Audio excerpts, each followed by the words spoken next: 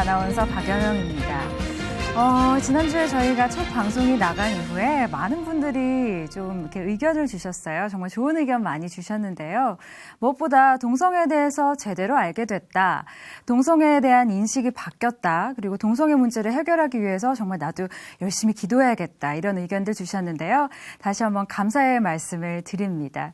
자, 오늘도 두 번째 시간 계속해서 이어갈 텐데요. 지난주에 이어서 부산대학교 기론평 교수님 모시고 함께 해보도록 하겠습니다. 박수로 맞이해주세요.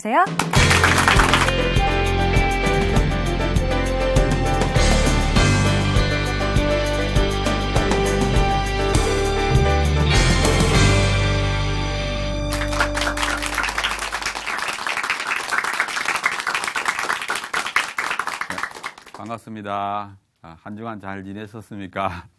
예. 제가 지난번에 그 동성애는 선천적이 아니다는 강의를 했는데요. 그 끝나고 나니까 사실 질문들이 많이 왔습니다. 그 중에 하나가 뭐냐면은 이 일란 쌍둥이의 동성애 일치 비율이 10%도 안 되기 때문에 굉장히 낮고 따라서 선천적이 아니다. 그런데 어떤 분들이 오해를 할 수도 있겠다. 일란 쌍둥이는 10%가 동성애자가 되느냐? 그건 아닙니다. 그건 아니고 역시 동성애자 되는 굉장히 낮은데 한 사람이 동성애자일 때 다른 사람이 동성애자일 확률이 10%라는 뜻이에요. 그러니까 우리가 굉장히 많은 쌍둥이를 조사해야만이 결과를 얻을 수 있습니다. 그러니까 대규모로 해야만이 됩니다. 그래서 오해가 생길까 봐 하나 언급하고 오늘 강의를 시작하도록 하겠습니다. 오늘은 뭔가 하면은 이 동성애의 문제점과 현황 그리고 우리의 자세라는 제목으로 제가 말씀을 드리겠습니다. 이제 먼저 동성애의 문제점에 대해서 조금 말씀드리겠어요. 첫 번째는 이제 말씀드리면 동성애는 비정상입니다. 이거는 뭐 너무나도 당연한 이야기예요. 왜냐하면 우리 인체 구조가 동성애를 하지 못하도록 되어 있습니다. 우리 인체 구조상 남자와 여자가 성관계를 하도록 되어 있어요. 그러니까 우리 인체 기관은 다 기능이 있습니다. 예를 들어서 위장, 그러면 소화기관, 그다음에 뭐 폐, 그러면 호흡기관, 이런 식으로 다 기관마다 기능이 있습니다. 그러니까 자기 고유한 기능을 갖고 있습니다. 그리고 이 성기관이라는 게 있어요. 성기관은 성행위를 하도록 만들어져 있는 인체기관입니다. 그래서 남자와 여자는 성기관이 다르고 남녀가 성관계를 하도록 이렇게 구조상, 인체 구조상 그렇게 만들어져 있습니다. 그래서 구조적으로 동성애는 할 수가 없게 되어 있습니다. 그래서 제가 이제 이걸 비유를 좀 많이 하는데 뭐라 그런가 하면 동성애는 마치 음식을 코로 먹는 것 같다. 아니, 우리 입으로 밥을 먹고 코는 숨 쉬는 데거든요. 근데 이 코로 막 이 밥을 먹으면서 아이고 좋다 정상이다 기쁘다 이 말이 안 되는 겁니다. 말이 안 되는 왜 말이 안 되느냐? 거기는 그 밥 먹는 데가 아니에요. 제가 왜 이 말씀을 드리는가 하면 이 동성애자들은 구조상 할 수가 없습니다. 어떻게 하느냐? 남성 동성애자들은 항문에다 합니다. 항문은 성기관이 아니에요. 배설기관이에요. 제일 더럽고 병균과 바이러스가 많은 데입니다. 그래서 이거는 안 좋은데 거기다 하니까 굉장히 많은 문제가 생깁니다. 제가 이제 설명을 드리면 여성의 성기는 윤활유가 납니다. 성행위를 할 때 이제 매끄러운 성행위를 잘 할 수 있도록. 그 다음에 두꺼운 근육으로 되어 있어요. 그래서 이거는 웬만해서 상처가 안 나게 되어 있습니다. 아주 두껍게 보호가 되어 있습니다. 반면에 그 항문은 어떻게 되어 있는가 하면은 이게 확대가 잘 안 됩니다. 그리고 딱 꼬리뼈에 붙어 있기 때문에 이 확대가 잘 안 되고, 그다음에 관략근이라는 게 뭔가 대변이 밖으로 못 나오도록 딱 조이는 것이 관략근이거든요.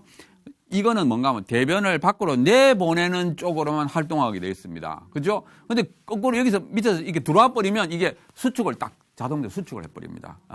그리고 그 다음에 항문 바로 위에 있는 것이 우리가 직장이라 그러는데 이건 아주 얇은 세포막입니다. 왜냐하면 거기서 다시 수분도 빨아당기고 하기 때문에 아주 그냥 한 층에 이 세포막으로 되어 있는데 거기다 조금만 충격을 주면 찢어집니다.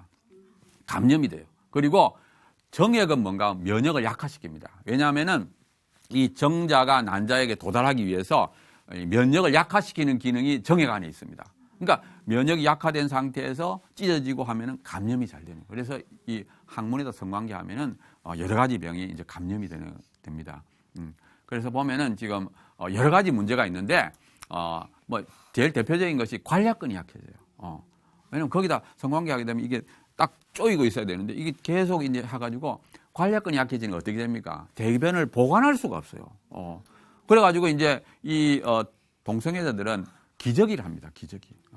아무리 기저귀 해도 기저귀 또 나오면 안 되잖아요. 그러니까 조금만 모였다는 느낌이 들면 빨리 화장실을 가야 돼요. 나오지 않도록. 그래가지고 하루 열 몇 번을 가야 되고 하루에 한 3시간 정도 가요. 얼마나 불쌍합니까? 그뿐 아니라 또 아까 말씀드린 것처럼 감염이 잘 돼요. 여러 가지 병에다 감염이 되는데 예를 들어서 우리나라 매독 환자의 21%가 동성애자입니다. 제가 지난 시간에 그 동성애자, 남성 동성애자가 0.2%라 했잖아요. 0.2%인 남성 동성애자가 매독이 걸리는 확률이 21%라는 뜻은 뭔가 하면 일반 남자에 비해서 100배 더 걸린다는 뜻이에요. 매독에. 얼마나 성병에 많이 걸립니까? 그리고 이제 또 이 동성애자들은 비정상적인 행위 나니까 수많은 병에, 그러니까 일반인들은 잘 안 걸리는 희귀한 병에 걸립니다. 그 다음에 이제 제일 대표적인 것은 뭔가 에이즈입니다. 지금 이 그림에 나오는 것이 말기 에이즈 환자예요. 에이즈 환자는 마지막에 뼈만 남습니다. 체중이 아주 감소해가지고 딱 뼈밖에 안 남아요. 근데 이 동성애하고 에이즈는 아주 밀접한 관계가 있습니다. 제가 그거를 좀 설명해 드리겠습니다. 그리고 에이즈가 굉장히 무서운 병이에요. 보면은 에이즈 딱 걸리잖아요. 걸리면 에이즈 걸린 줄 모릅니다. 처음에 증상이 딱 뭐냐면 열이 나고 좀 덜덜 떨리고 마치 독감하고 똑같아요. 그러니까 나는 독감에 걸렸구나 이렇게 착각할 수가 있습니다. 그리고 요게 조금 지나가고 나면 아무 증상이 없습니다. 무증상.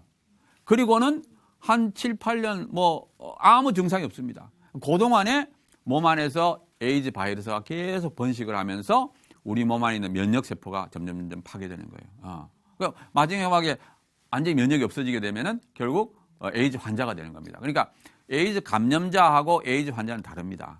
그래서 결국에 이제 에이즈 환자가 돼서 이제 죽게 되는데 또 이 무증상기, 아무 증상이 없을 때 다른 사람하고 성관계하면 그 사람이 또 에이즈 걸리는 거예요. 그러니까 이게 굉장히 무서운 병입니다.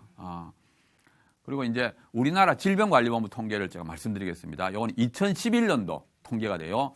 내국인 에이즈 감염자, 아까 말씀드렸죠. 환자는 말기고 에이즈 바이러스에 감염된 사람을 보면은 누적 통계가 약 8,500명. 그중에 남자가 92%, 여자가 8%. 그러니까 대부분이 다 남자라고 보면 돼요.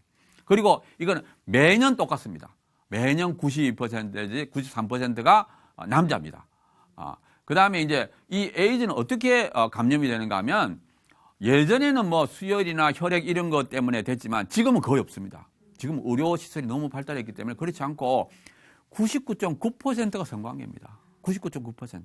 자, 한번 보세요. 올해도 92%가 남자.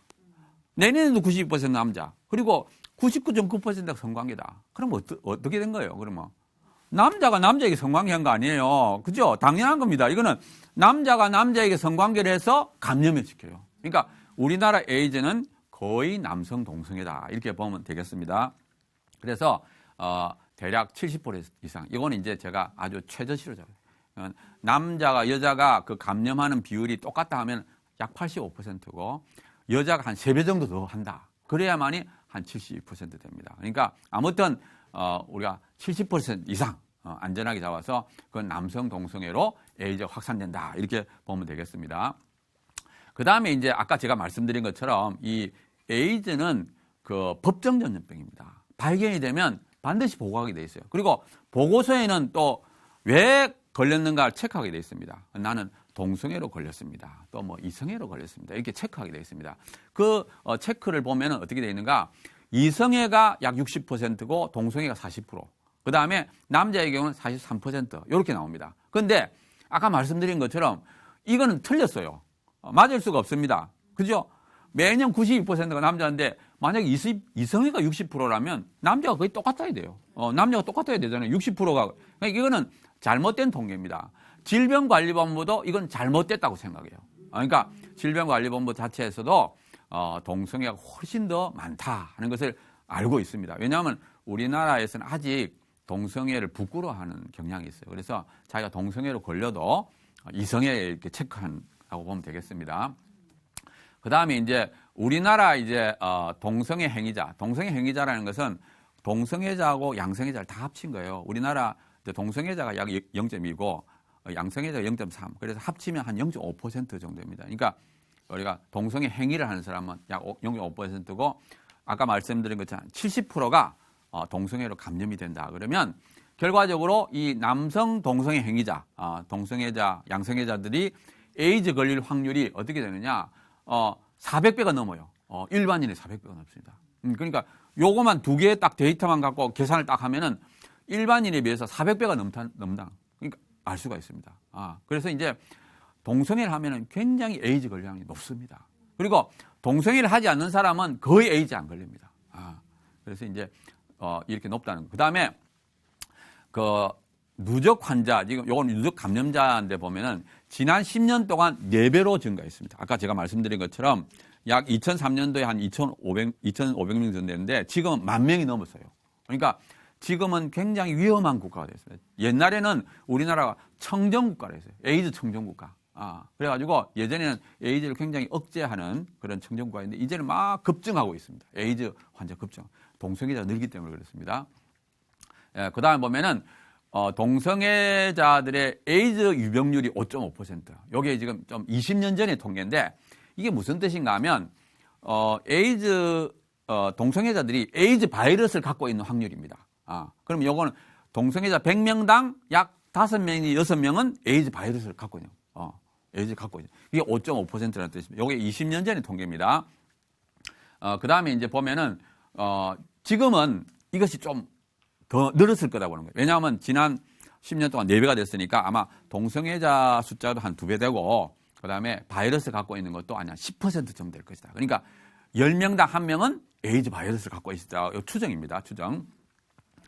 그다음에 지금 의료비가 또 비쌉니다. 이게 이제 약값에 대한 건데 이거는 사실은 이제 정확한 통계가 발표가 안 되고 있어요. 그래서 약간 가정인데 한 2천만 원에서 3천만 원 정도 들 것이다 하고 추정을 합니다. 그러면 지금 현재 약 10,000명 정도 되니까 2천억 내지 3천억을 드는 거예요. 근데 이거는 전액 정부가 지원합니다. 그러니까 맨 처음에 90%는 보험에서 지급하고 10% 자기 부담금인데 10% 자기 부담금도 역시 나라에서 지원을 해줍니다. 그러니까 100% 나라에서 지원해 주는 거라고 보면 되겠습니다.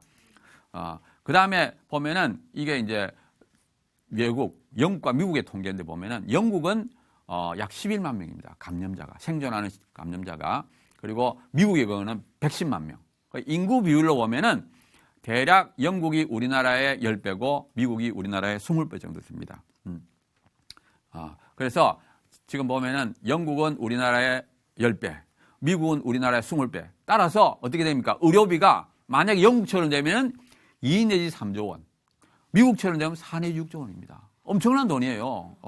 그러니까 지금 우리나라의 동성애가 확산되고 에이즈 환자가 많아지게 되면 결과적으로 어떻게 되냐? 우리는 망합니다. 망할 수밖에 없어요. 그래도 미국하고 영국은 잘 사는 나라입니다. 잘 사는 나라이기 때문에 저렇게 에이즈 환자가 많아져도 나라가 어느 정도 책임을 지면서 보조를 하지요.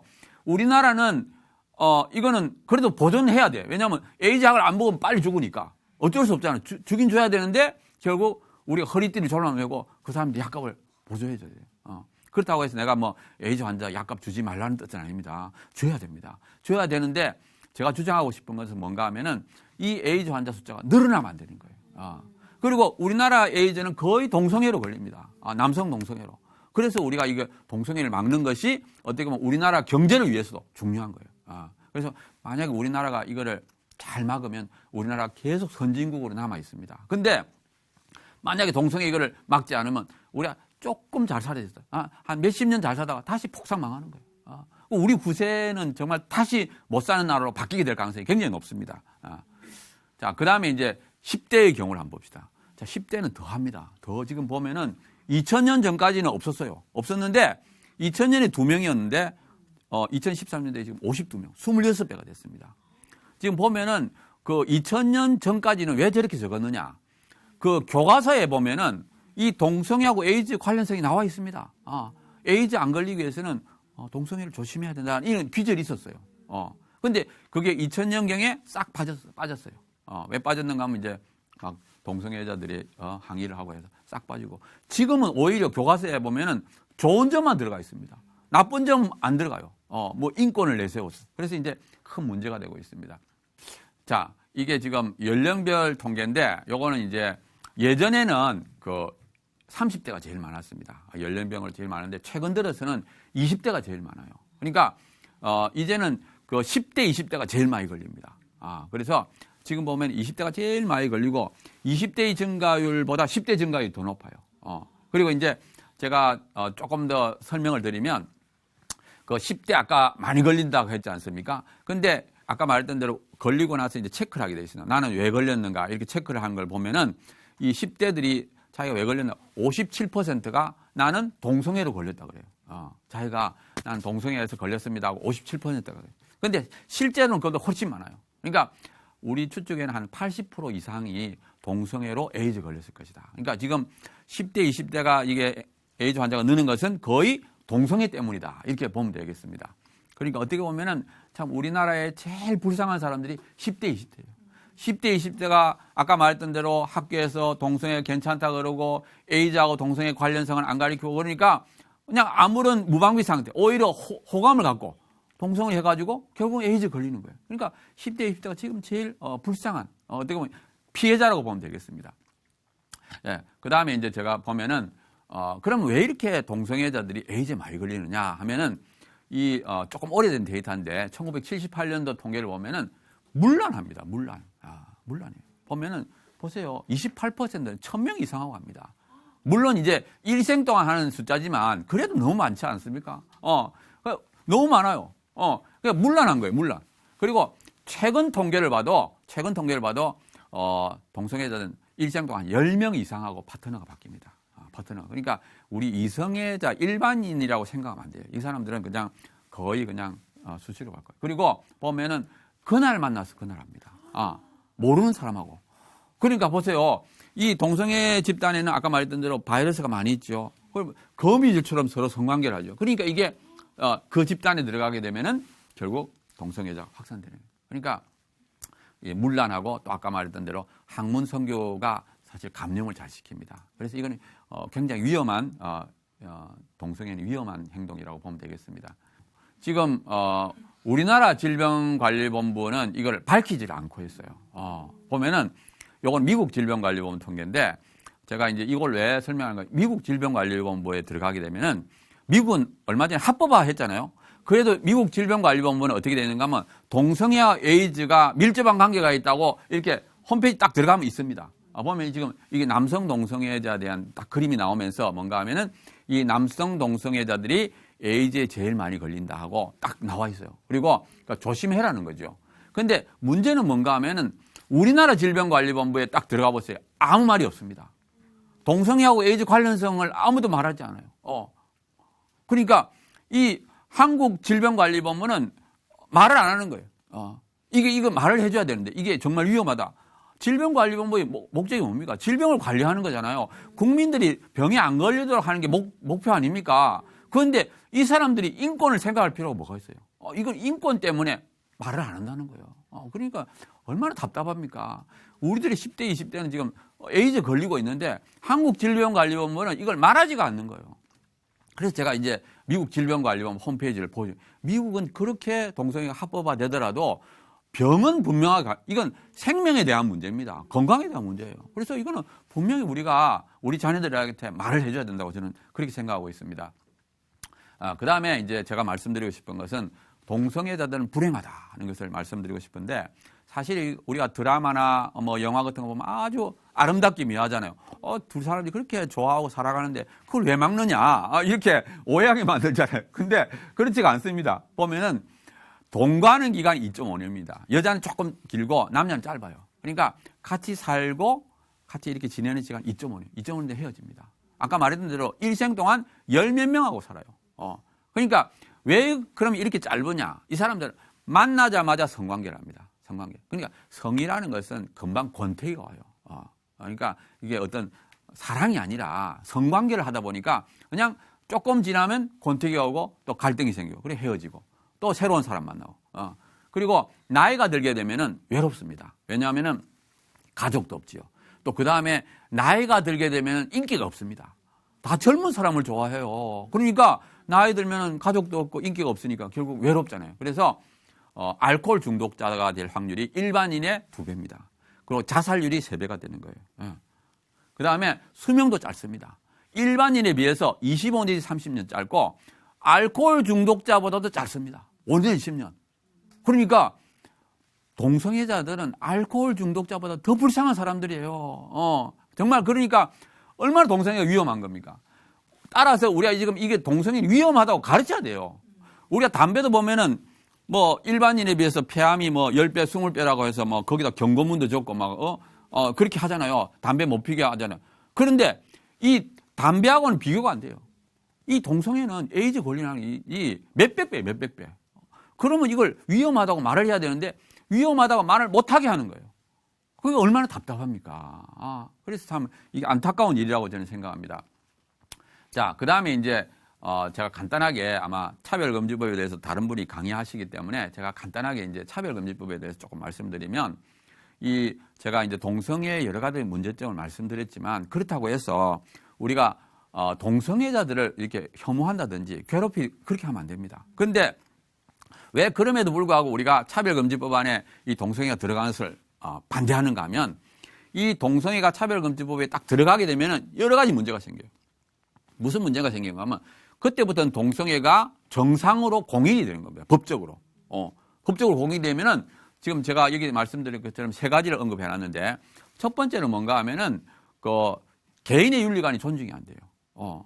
사실은 윤리관이라는 것은 자기 개인적으로 생각할 수 있잖아요. 나는 동성애가 괜찮다. 이렇게 할 수 있지만 나는 안 좋다. 비도덕적이다. 이렇게 볼 수도 있잖아요. 그런데 이거를 법에 의해서 이게 옳다는 거예요. 동성애는 무조건 정상이라고 생각해야 된다. 이렇게 해버리니까 개인의 윤리관이 존중이 안 되는 거예요. 그리고 그 다음에 이제 동성애를 뭐 비윤리적이다, 비정상이다, 죄다 이러면 처벌을 받습니다. 그리고 회사에서 쫓겨나고 공무원들도 직장에 쫓겨나고 이러니까 얼마나 안 좋은 거예요. 이건 완전히 개인의 윤리관을 존중하지 않죠. 두 번째 큰 문제가 뭔가 하면 이 교육입니다. 교육. 사실은 이제 제일 큰 문제가 이거예요. 합법화가 되더라도 우리는 사실 별 상관이 없어요. 근데 우리 자녀들이 문제입니다. 우리 자녀들이 학교 가면 동성애를 정상이라고 배우는 거예요. 그리고 미국 매사추세츠주에서는 어떻게 가르치는가 하면 하루는 완전히 그것만 가르칩니다. 특별한 날이 돼가지고 하루는 전 학년이 동성애와 동성결혼만 가르쳐요. 그리고 이 조별 모임을 합니다. 조별 모임. 그리고 한 6명, 7명 둘러앉아가지고 자기들끼리 토론하게 하는 거예요. 토론하다가 한 명이 아이고 우리 엄마 아빠가 동성애는 나쁘다 그랬어요. 그럼 걔는 완전히 그냥 작살나는 거예요. 작살나고 그냥 선생님이 불러가지고 이제 특별 관리하고 그다음 시험 치고 발표시키고 하니까 어떻게 되겠어요? 걔는 학교 가니까 완전히 동성애는 정상이라고 완전히 세뇌를 당하는 거예요. 그래서 무서운 겁니다. 이 법이라는 것이 왜 무서운가 하면 법은 강제력을 갖고 다음 세대를 개조시킵니다. 그래서 무서운 거예요. 그래서 우리 자녀들 때문에 이거는 법이 만들어지 절대 안 돼요. 그래서 우리가 우리 자신의 문제보다도 다음 세대를 위해서 다음 세대가 완전히 법에 의해서 강제로 완전히 시험 치죠, 발표시키죠. 어떻게 그거 당해냅니까? 완전히 학교를 안 보내는 이상. 그래서 교육의 문제가 심각하고 그다음에 또 이제 국민의 권리가 제한됩니다. 보면은 뭐 여러 가지 예가 있어요. 뭐 케이크 생일 케이크, 뭐 결혼 축하 케이크 안 만들었다고 뭐 1억 이상 벌금, 또 뭐 줄에 안 섰다고 뭐 진역형, 뭐 수많은 이제. 그래서 저는 사실은 이제 동성애자들의 인권이 중요합니다. 동성애를 한다고 해서 그 사람들의 인권을 무시하면 안 돼요. 왜냐하면 동성애자도 역시 존귀한 인간이기 때문에 우리가 그 사람들의 인권을 존중해야 됩니다. 근데 문제는 뭔가 하면 왜 그 사람들만 존중하느냐는 거예요. 왜 우리는 존중 안 해줘? 그게 문제예요. 그러니까 차별금지법에는 윤리적인 것이 들어가면 안 됩니다. 차별금지법에는 모든 사람이 공감하는 것만 들어가야 돼요. 모든 사람. 그러니까 예를 들어서 뭐 성별, 장애, 피부색, 인종 이런 거. 모든 사람들이 들어가서 괜찮다 하는 것만 들어가야지 한쪽은 들어가면 안 된다 그러고 한쪽은 들어가지 이렇게 해서는 안 되는 거예요. 그래서 차별금지법은 반드시 윤리적인 것은 들어가면 안 된다 하는 것을 제가 말씀드립니다. 그 다음에 이제 또 한 가지 말씀드릴 것은 이 성별 정체성 차별금지법에 대해서 말씀드리는데 아마 다른 분이 안 할 것 같아서 제가 이제 말씀드리는데 이 성별 정체성이라는 것도 참 재미있는 개념인데 보면은 성적 지향은 뭐냐면 이렇게 성적으로 누구를 향하느냐 이게 성적 지향입니다. 반대로 성별 정체성은 자기를 향하는 거예요. 자기. 내 성별에 대한 거. 그래서 예를 들어서 제가 남자잖아요. 남자. 자, 남자인데 내가 스스로 남자다 생각. 그건 정상이지요. 남자는 남자 생각은. 문제는 뭔가 하면 여자라고 생각하는 겁니다. 내가 남자인데, 난 여자야. 그러면 이제 그게 트랜스젠더예요, 트랜스젠더. 스스로 여자. 성전환 수술 안 해도 트랜스젠더입니다. 그런데 이제 차별금지법 안에다가 이제 그 성별 정체성을 넣으면 어떻게 되느냐. 트랜스젠더를 차별하면 안 됩니다. 우리가 어떤 생각할 때, 아이고, 트랜스젠더도 차별하면 안 되지. 뭐 자기가 여자라고 생각하고 남자가 생각하고 차별하면 안 되지. 이렇게 생각할 수 있잖아요. 근데 문제는 뭔가 하면 여기에 들어가게 되면은 동성애도 정당화될 수가 있어요. 왜냐하면 이 트랜스젠더라는 게 개념은 다릅니다. 자기를 향하는 거니까. 근데 문제는 뭔가 하면 내가 스스로 내가 여자라고 생각하면 어떻게 되겠어요? 남자를 사랑하죠. 내가 여잔데, 안 그렇겠어요? 그러면 내가 남자를 사랑하면 어떻게 돼요? 동성애자하고 그거 비슷하잖아. 동성애하고 트랜스젠더가 차이점 뭐, 동성애자는 자기가 남자라고 생각하면서 남자를 사랑하는 건 동성애자고, 자기가 여자라고 생각하고 남자를 사랑하면 트랜스젠더예요. 그러니까 여기 별 차이가 없어요. 별 차이가. 그래서 자기들이 LGBT라고 해서 같이 쓰잖아요. LGBT. 그리고 학교에서 트랜스젠더가 괜찮다고 가르치고 이게 또 문제가 되는 거예요. 자, 그 다음에 또 문제가 되는 게 뭐냐 하면은 남자 트랜스젠더는 여자가 가는 데는 다 갑니다. 남자 트랜스젠더는 여자 화장실, 목욕탕, 탈의실 아무 데나 다 가. 막을 수가 없어요. 막으면 차별이야, 차별. 그러니까 아무 데나 다 가. 그 다음에 2013년, 작년이죠, 작년. 미국 캘리포니아에서 공립 초중고등학교에서는 트랜스젠더는 아무 데나 다 갈 수 있도록 이렇게 돼 있어요, 아무나. 그러니까 결국 이 법이 만들어지고 어떻게 되겠어요? 남자 고등학생들이 자기 트랜스젠더라 그래요. 그 황당하잖아요, 황당해. 황당하. 근데 문제가 뭔가 하면 2014년도에 이 법을 만들려고 할 때 캘리포니아 교회들이 이걸 막으려고 굉장히 노력했습니다. 이 법을 만들면 안 되겠다. 그 딸 가진 부모들이 어떻게 생각하겠어요? 여자들이 있는데 남자가 들어와 버리니까. 그래서 그 캘리포니아 교회들이 그렇게 막으려고 노력했는데 못 막았습니다. 그러니까 이게 우리가 생각할 때는 아이고 저런 법이 어떻게 만들어질까. 그런데 그렇게 노력해도 못 막았다는 거예요. 못 막았다. 이게 무서운 일입니다. 그러니까 캘리포니아 주민의 절반이 괜찮다고 생각하는 거예요. 괜찮다고. 그러니까 이 세상이 이렇게 영적으로 그러니까 음란한 것으로 꽉 차버리면 무감각해져요.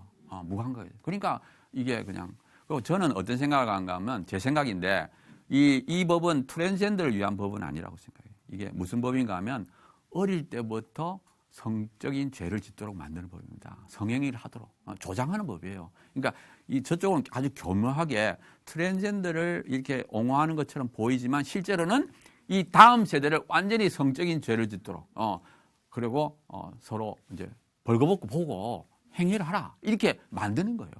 그 얼마나 무섭습니까? 그 다음에 이제 제가 말씀드리고 싶은 것은 그럼 동성애가 왜 이렇게 확산이 됐느냐 그 이유를 좀 설명해 드리겠습니다. 첫 번째 이유는 뭔가 하면 이 동성애자들의 힘입니다. 힘. 지금 보면은 이제 미국의 경우를 예를 들었는데 예전에는 그 동성애를 반대했습니다. 미국도 똑같았어요. 그런데 문제는 뭔가 하면 이게 점점 힘이 강해졌어요. 힘이 강해진 이유가 뭔가 하면은 이 동성애자들이 자기의 시간을 바치고 자기 일생을 바치고 자기의 돈을 바치고 지금 20년 전의 통계입니다. 한 개의 동성애 단체가 직원이 39명. 그러니까 자기가 동성애자로서 그냥 자기 일생을 바치는. 그리고 자기 돈을 내고. 그러니까 이 동성애자들이 돈하고 사람들이 딱 모여가지고 이 미국을 바꾼 거예요. 그러니까 미국이라는 나라가 저절로 무너진 게 아니에요. 저절로 이렇게 된 거 아닙니다. 이 악이라는 것이 저절로 악이 자라는 그건 아닙니다. 이 악한 사람들이 딱 똘똘 뭉쳐가지고 이 미국이라는 나라를 이제 완전히 자기들 세상으로 바꿔버린 거예요. 그러니까 이걸 막으려면 어떻게 해야 되겠습니까? 말만 해서는 안 돼요. 동성애 나쁘지? 이거 말만 해서는 안 됩니다. 저 사람들이 노력하는 거 그 정도는 해야 돼요. 그래야지 막아집니다.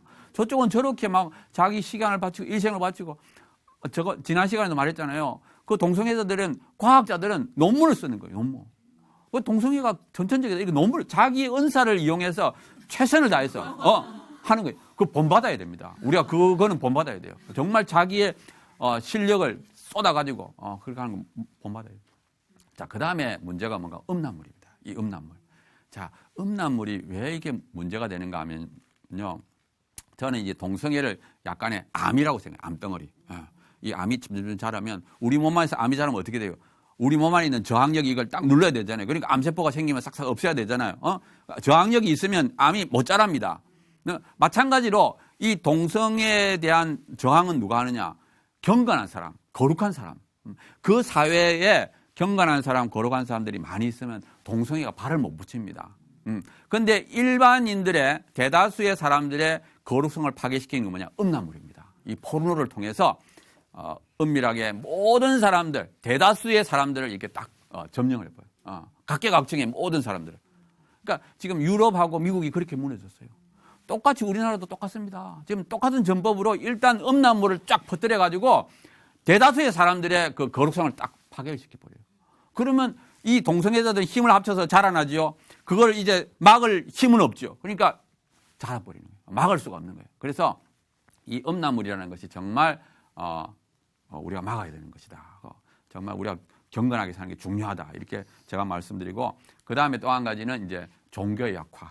미국의 경우도 보면 지금 기독교인이 절반이 안 되거든요. 이제는 영적인 것은 다 잃어버리고 육체의 쾌락만 남으니까 결국 이 동성애가 확산되는 것이 되겠습니다. 자, 우리 한국의 상황에 대해서 조금 말씀드리겠어요. 한국은 외국보다 한 20년 늦습니다. 그래서 동성애 단체도 한 20년 늦게 생겼고요.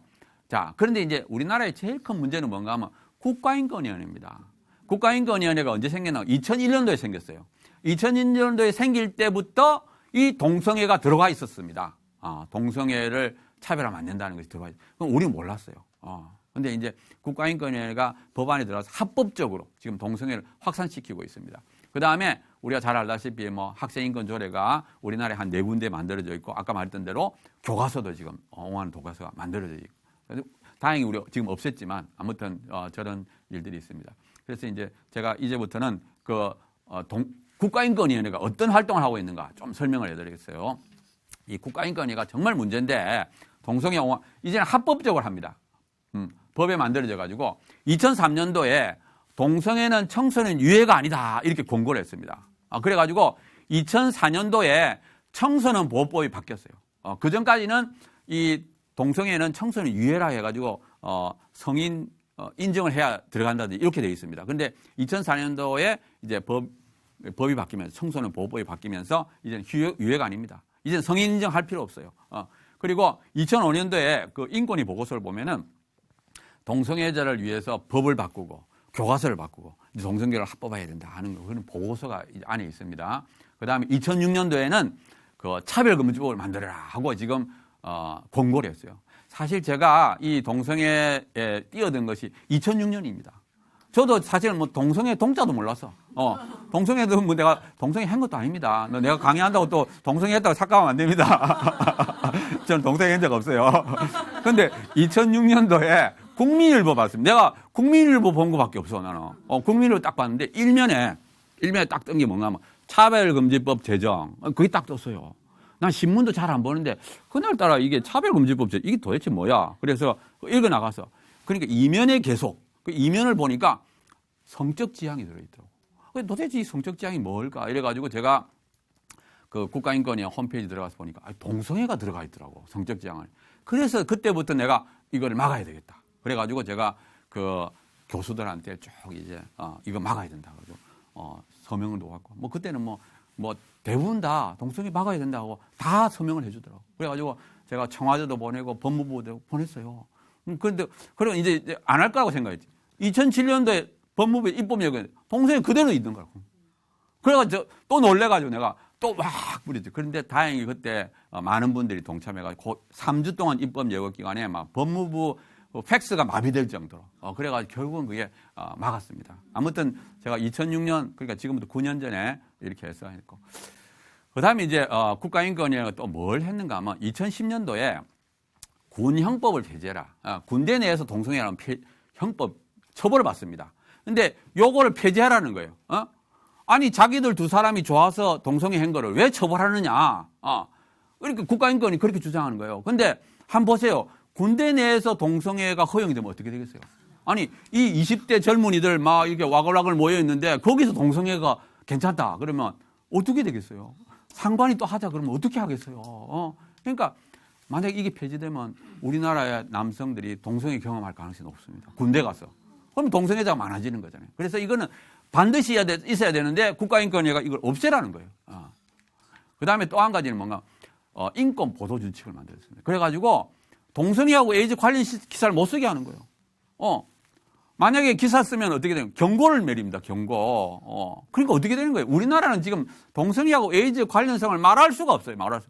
교과서에도 없지요. 질병관리도 입을 닫고 있죠. 기자들도 쓰면은 경고를 받아요. 국가인권위원회에서. 그러니까 이게 가장 큰 문제가 되는 겁니다. 그래서 사실은 이제 우리나라 이 지금 문제는 뭐가 국가인권위원회 법을 빨리 바꿔야 됩니다. 이 국가인권위원회 법이 개정되지 않는 한 우리가 지게 돼 있어요. 결국은 집니다. 왜냐하면 국가인권위원회는 굉장히 강력한 기관이고 마저 합법적으로 모든 부서에 영향을 미칩니다. 그래서 우리가 어떻게 보면 몇 년 안에 이걸 고치지 않는 한 정말 우리가 질 수밖에 없는 그런 싸움을 하고 있다고 보면 되겠습니다. 예. 그 다음에 이제 말씀드리면 이제 마지막 결론부 우리의 자세로 가겠습니다. 첫째로 우리가 확고하게 가질 것은 진리입니다. 우리가 하는 것은 진리입니다. 이게 자신감을 가져야 돼요. 우리는 진리예요. 저쪽이 잘못된 거고 저쪽이 아무리 뭐 영화를 만들건 뭐 법을 만들건 상관없이 진리 자체를 바꿀 수는 없어요. 우리가 있는 건 진리 자체입니다. 우리가 만들어내는 게 아니에요. 이거는 상식적으로 맞습니다. 그래서 진리를 가져야 되고 그 다음에 이제 제가 말씀드릴 건 거룩한 삶을 살아야 돼요. 우리가 거룩하게 살지 않고서는 이길 수가 없습니다. 저쪽의 무기는 음란이에요. 음란. 우리의 무기는 거룩입니다. 자, 음란하고 거룩이 딱 붙으면 누가 이기겠어요? 거룩이 이깁니다. 당연히 이깁니다. 거룩한 한 사람은 음란한 1000명도 이겨요. 1000명. 제가 그걸 어떻게 말할 수 있는가 하면 소돔과 고모라를 한번 보세요. 그 당시에 소돔과 고모라 성에 뭐 10,000명이 살았는지 얼마나 살았는지 모르지만 10명만 있어도 멸망시키지 않는다 그랬어요. 그 말은 뭔가 하면 소돔과 고모라 안에 10명만 있어도 소돔과 고모라를 유지시킬 수 있다는 거예요. 그게 아주 타락하지 못하도록 이게 막을 수가 있다는 거예요. 그만큼 거룩한 사람의 힘이 강합니다. 그래서 우리가 거룩하게만 살면 이 싸움을 이겼어요. 우리가 거룩하게만 살면 정말 7, 80%는 이긴 싸움이에요. 그러니까 얼마나 우리가 거룩하게 사느냐 이게 관건이에요. 관건. 세 번째로 이제 강조하는 게 헌신인데 아까 제가 말씀드린 것처럼 그 동성애자들도 굉장히 노력을 하잖아요. 자기 은사를 바치고 자기가 모든 걸 다 바치잖아요. 그것처럼 우리도 그만큼은 해야 돼요. 그만큼은 노력을 해야만이 되는. 물론 하나님이 우리를 도와주십니다. 그렇지만 우리가 그만큼 노력하지 않으면 안 되는 거예요. 그래서 우리도 정말 최선을 다해서 노력을 해야 돼요. 제가 이제 이 부분을 말할 때 이제 내 이야기를 합니다. 뇌에 대한 이야기를 좀 하는데 사실은 이제 제가 몸이 굉장히 약한 사람이에요. 어떻게 보면은 이제 32살 때부터 아팠어요. 그러니까 지금 28년째 투병을 하고 있습니다. 28년 투병을 하고 내가 37살 때 간경화였어요. 37살 간경화였고 나는 이제 30대, 40대는 거의 누워 있었습니다. 내 연구실에 가면 침대가 있어가지고 겨우 강의하고 돌아와서 누워 있고, 그 정도 약한, 겨우 그냥 이제 뭐라 직업을 유지할 수 있는 그런 투병 생활을 쭉 했고, 제가 2010년도에는 어떤 일이 있었는가 하면 간하고 콩팥에 동시에 암이 생겼어요. 뭐 한 군데만 암이라도 펄쩍 뛰는데 지금 간하고 콩팥에 동시에 암이 딱 생겨버려요. 그러니까 참 충격이었죠. 그런데 다행히 이제 서울대 병원에 가서 이제 간은 이제 시술해서 이제 없애고 초기니까. 근데 이제 왼쪽 콩팥을 떼냈습니다. 떼냈는데 다행히 떼서 보니까 암은 아니더라고요. 암은 아니라서 다행인데 아무튼 그렇지만 제가 주기적으로 이렇게 3개월마다 검사를 합니다. 늘 이제 병원에서 검사하는데 얼마 전에도 또 의사가 무슨 말을 하는가 하면 대장 옆에 뭐가 있다는 거예요. 이상한 게. 이 CT를 찍으니까 뭐가 좀 있대. 그래가지고 다음에 또 보자. 3개월 후에 다시 이게 어떻는가 자기는 모르겠대. 그래서 얼마 전에 또 찍었어. 찍으니까 이게 없어진 건 아닌데 이제 변화가 없다는 거예요. 그래서 괜찮을 것 같다고 또 그렇지만 또 3개월 후에 보자는 거야. 그러니까 저는 몸이 굉장히 약한 사람이에요. 제가 뭐 건강해서 뭐 이렇게 일을 하는 건 아닙니다. 저는 정말 몸은 굉장히 약하지만 그래도 하나님이 어떻게 보면은 기쁨을 주세요. 자, 이건 정말 기뻐하면서 내가 왜냐하면 저는 정말 하나님을 진짜 사랑하고 하나님을 믿고 하나님이 살아계신 것을 믿기 때문에 정말 나는 하나님을 위해서 하는 거예요. 내가 이걸 해가지고 뭐 돈을 벌겠습니까? 뭐 하겠습니까? 나는 오로지 하나님을 위해서, 하나님 나라를 위하여 이 땅에 어떻게 하면 하나님 나라를 만들 것이냐는 그런 마음으로 제가 이 일을 하고 있어요. 그래서 저는 사실은 뭐라고 합니까? 정말 하나님을 사랑하는 마음으로 하고 있고 모든 그리스도인들이 정말 하나님을 사랑하는 마음으로 하면은 우리나라는 이긴다고 생각합니다. 그러니까 저쪽 동성애자들은 자신의 육체의 쾌락을 위해서 하지만 우리는 하나님 나라를 위해서 하잖아. 또 우리가 죽으면 영원한 세계가 있잖아. 그러니까 우리는 죽음을 두려워하지 않기 때문에 반드시 이긴다고 생각해요. 우리가 진짜 하나님의 사람이면은 당할 자가 없습니다. 이 세상에서 제일 무서운 게 기독교라고 생각해요. 이 세상에서 기독교보다 더 무서운 게 없습니다. 왜냐하면 기독교는 죽음을 두려워하지 않고 눈에 보이는 게 없어요. 그러니까 어떻게 이기겠어요? 정말 보이는 게 하나도 없어. 나는 하나님만 보이지 세상이 안 보여. 그러니까 동성애자 아무리 뭐 협박해도 나 보이지가 않아. 그러니까 정말 우리가 진짜로 믿음 생활하면은 충분히 이길 수 있습니다. 그래서 그 많은 노력을 해야 된다고 제가 말씀드리고 싶고요.